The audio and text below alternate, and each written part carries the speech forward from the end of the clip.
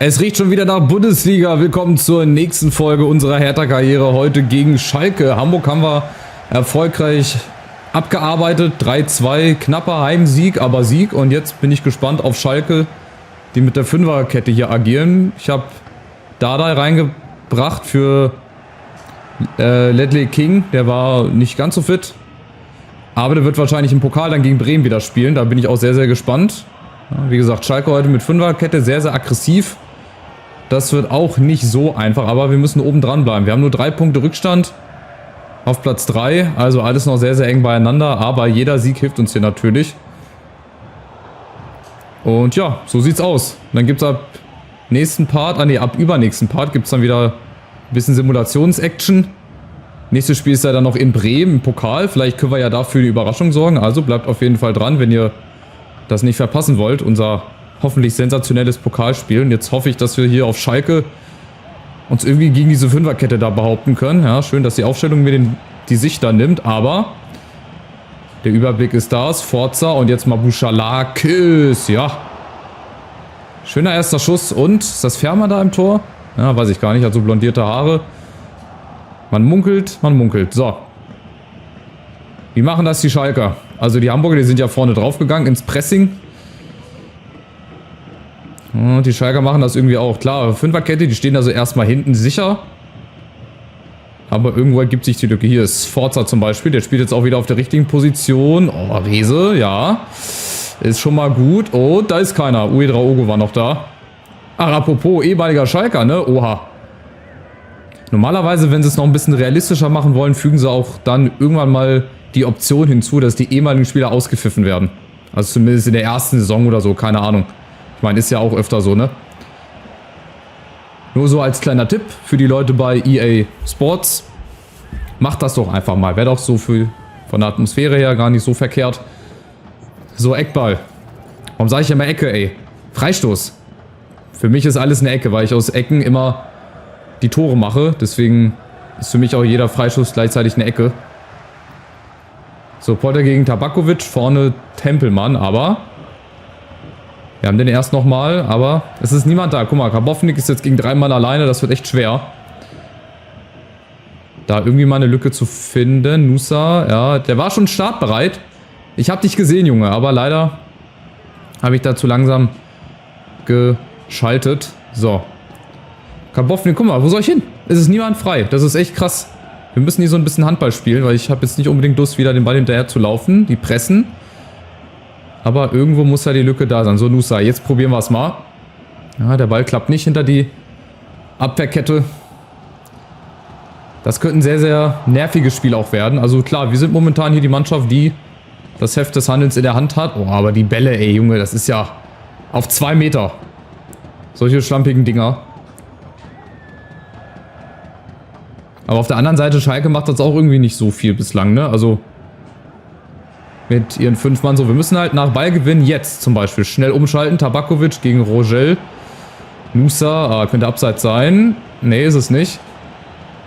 Tabakovic und jetzt Buchalakis. Komm, der hat einen guten linken Fuß. Ja, schade. Und Müller ist aber am Tor. Das große B auf dem Trikot macht es auch nicht besser. Aber der Schuss war doch nicht so verkehrt. Ich glaube, so wird es halt gehen heute. So werden wir uns die Chancen rausspielen. Nach Ballgewinn einfach schnell umschalten. Guck mal, oben Matriciani, der hat schon keine Haare mehr. Der sieht schon aus wie Ende 40, gefühlt. Aber sprintet immer noch wie ein junger Gott. So, nächster Ballgewinn. So, jetzt wieder dieselbe Situation. Wir haben dann eigentlich gefühlt auch Überzahl. Uedraogo, ja, und Sforza unten auf Rese. Jawohl, das ist es. Das ist es. 1:0 Rese. Haha. Der stand gestern schon in der Zeitung. Rese. Der mit den weißen Fingernägeln, der mit dem Fukuhila.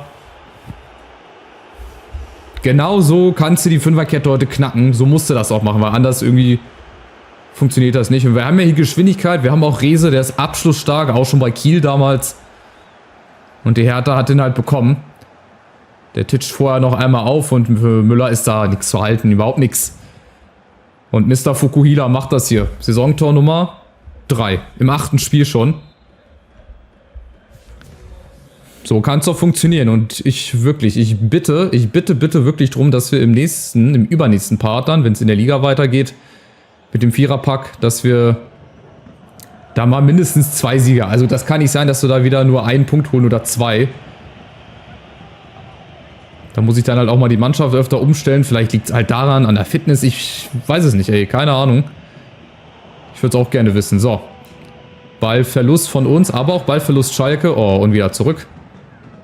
Oh, und wieder zurück. So, Sforza zum ersten, zum zweiten. Schade, aber das ist so ein ganz unangenehmer Sechser auch. Also Sforza klein, wendig, sehr behaglich. Das ist so wie beim VfB dieser Askasi war früher. Der ist ja auch jedem auf den Sack gegangen. Oh, Pressing Schalke klappt. Und so ein, oh, könnte ich mir vorstellen, wird Sforza auch. Aber jetzt erstmal der Ausgleich. Und natürlich schaffen wir es wieder nicht, hier ohne Gegentor aus dem Spiel zu gehen. Krass.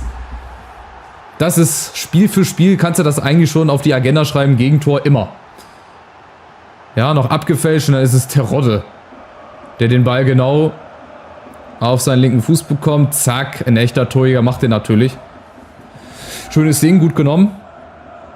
Boah, 8. Tor schon. Gute Werte. So, mal gucken. Anschlusstrick. Klappt er oder nicht? Ja, Tabakovic vorne.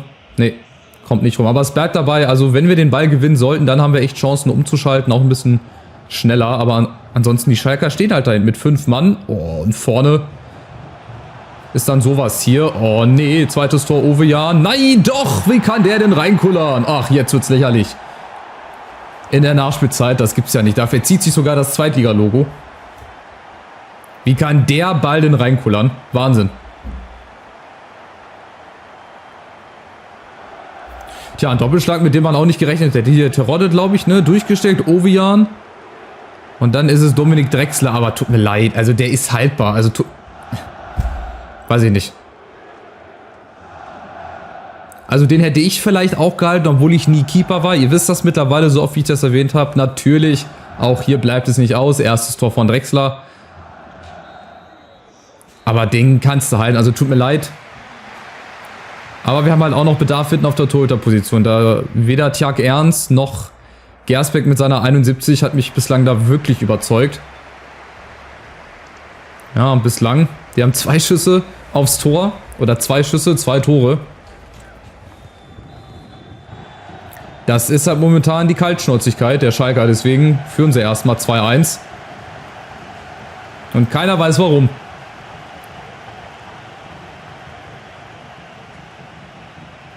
So, Nusa. Ihr seht, wie willst du da durchkommen? Das ist schwer. Das ist wirklich, wirklich schwer. Mit 5 Mann da hinten drin. Dann hast du natürlich auch noch Spieler, die den Ball nicht so hundertprozentig gut spielen können. Aber wir haben jetzt ein bisschen Platz. Kommt Tabakovic, der winkt. Nein, da ist er nicht. Aber da ist er, Tabakovic. Und Müller, gut gespielt, bisschen unkonventionell. Also so war der gar nicht geplant. So, aber jetzt. Tabakovic, Ouedraogo, da ist er. Kommt, gegen seinen Ex-Club, Ouedraogo. Nee. Aber es geht doch. Guck mal, 2 Chancen in 5 Minuten. Wenn das so weitergeht, dann ist der Ausgleich auch nicht mehr weit weg. Aber die Schalker kommen, Achtung. Simon Terodde hat Platz ohne Ende. Buchalakis ist aber da. So, jetzt wieder Ballgewinn. Wie schnell können wir umschalten? Nusa will ich in diese Situation hier bringen, dass er einfach schon mal vorläuft gegen Ovejan. Der ist schneller. Jawohl, komm Nusa.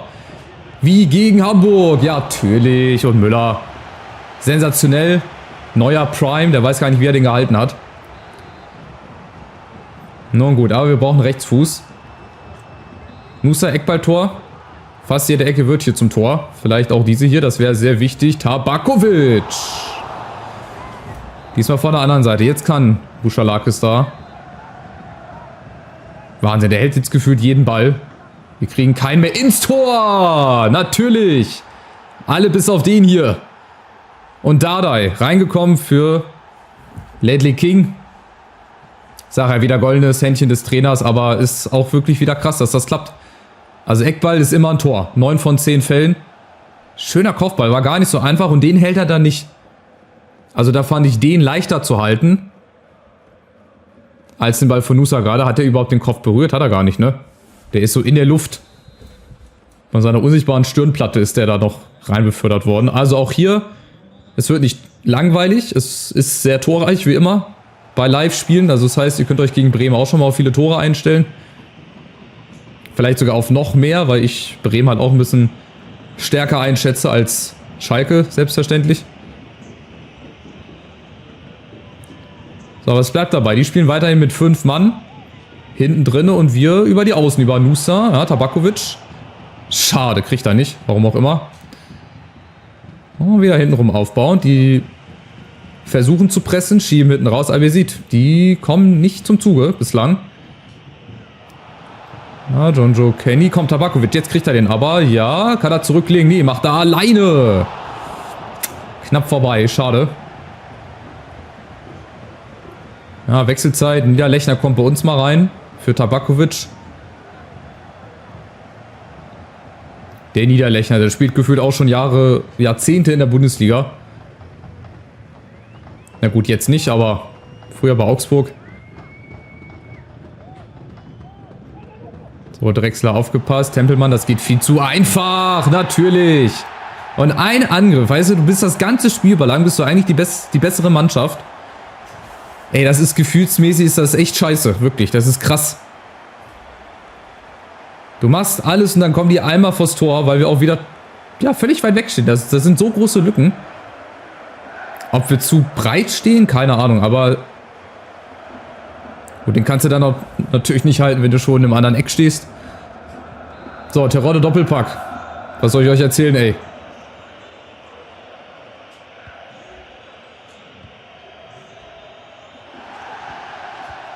Tja, da ist bislang leider nicht so viel zu holen. Weil ich mich auch nicht immer darauf verlassen kann, dass ich in jedem Spiel 3 Tore mache. Also das geht mal gut, aber nicht immer. Deswegen, ich kann auch nicht immer 3 Gegentore hier bekommen. Oh, was ist das denn für ein Ball?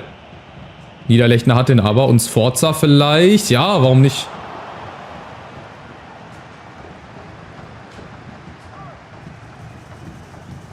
Aber gut, Gretsche auch mal auspacken. Buschalakis.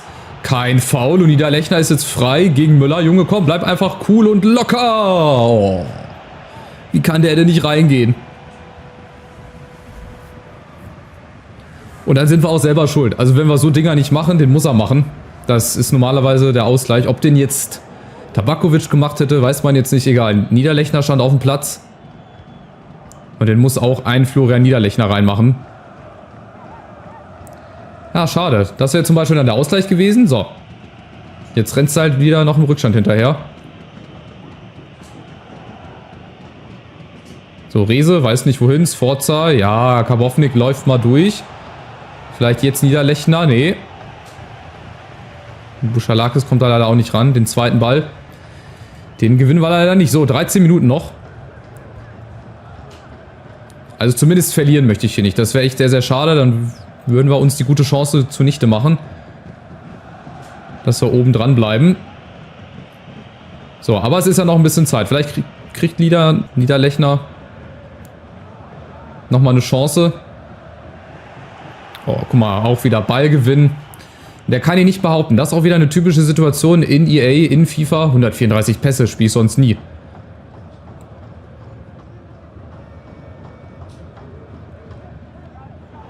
So, jetzt Ballgewinn. Oh, was denn jetzt? Guck, wir wären in Überzahl gewesen. Jetzt kriegen die wieder von irgendwoher einen Freistoß. Ich weiß gar nicht, wer was gemacht haben soll. Ich kann es mir da nicht erklären. So, jetzt komm, mal ein bisschen aggressiver, ein bisschen schneller nach vorne. Rehse gegen Lino Tempelmann. Wer ist das denn? Matriciani? Nee, Baumgartel. Und Brunner. Brunner, Buschalakis, jawohl. So, jetzt. Nächste Chance ist Sforza. Ne, Nusa. 3 Mann alleine. Was soll ich machen? Es ist keiner da. Und das finde ich so ein bisschen schade. Das ist halt so das Träge der zweiten Liga, dass die echt stundenlang brauchen, bis sie dann da mal in die Pötte kommen, dass sie sich freispielen oder freilaufen. So, 90. Nachspielzeit. Komm, nochmal ein langer Ball. Niederlechner, hat er nochmal Bock? Nee, das wird nichts. Nee. Schade. Niederlage, okay. Oder kriegen wir nochmal einen Ball? Nee. Also das war ein Spiel, das du nicht hättest verlieren müssen. Also das ist so eine unnötige Niederlage. Wie die Unentschieden gegen Wien oder gegen Elversberg oder die Niederlage gegen Wien Wiesbaden. Also das ist krass. Das musst du nicht verlieren. Das darfst du eigentlich nicht verlieren. Aber wir haben es verloren. 3-2. Aber wir haben noch viele Spiele. Weiter geht's. Jetzt freuen wir uns erstmal aufs Pokalspiel und dann gucken wir mal, was aus dem Viererpack wird. Tja, und dann gewinnt Fürth. Rostock verliert, Kiel spielt auch nur unentschieden und gerade dann, wenn du mal die Chance hast, sich oben festzusetzen, dann gewinnt natürlich die Konkurrenz auch. So, Nationaltrainer will ich jetzt erstmal nicht werden, aber schade, gut. Die nächste unnötige Niederlage folgt also. Ja, Pokal ist schön und gut, haben wir gewonnen, aber ich würde gerne noch mal kurz hier drauf gucken. Pokal, Liga natürlich. Da stehen halt 10 Punkte, ne? Und wir hätten auf Platz 7 stehen können. Rostock oben, die dürfen da eigentlich auch nicht stehen. Aber so Hamburg, Schalke, ja, die kannst du da oben schon erwarten. Ich möchte da gerne auch mit dazugehören. Dafür muss halt jetzt auch mal aus diesem Viererpack, ich gucke jetzt da gerade noch mal drauf, spulen wir hier noch mal vor, da müssen einfach auch mal 4 Siege her. Also ich meine, Braunschweig, Paderborn, St. Pauli, gut, das wird nochmal eine schwierige Nummer bei Osnabrück. Das sind halt auch Gegner, die müssen wir schlagen, wenn wir aufsteigen wollen. Also, ich weiß nicht, Nürnberg, Rostock, Magdeburg, also zumindest Rostock und Magdeburg, da müssen wir eigentlich auch gewinnen. Aber zweite Liga ist hier kein Wunschkonzert, ne? Musst du dich gegen jeden Gegner behaupten. Jetzt schaue ich mal. Das ist hier mir immer noch ein Dorn im Auge, warum Sforza als Innenverteidiger gelistet ist. Naja, also nächstes Spiel, letztes Live-Spiel dann erstmal. Danach gibt es wieder ein bisschen Simulation im Pokal in Bremen. Da sind wir endlich mal Außenseiter. Gegen Schalke und gegen Hamburg waren wir so auf Augenhöhe, sonst immer Favorit. Jetzt schauen wir mal, dass wir in Bremen vielleicht noch eine Überraschung schaffen.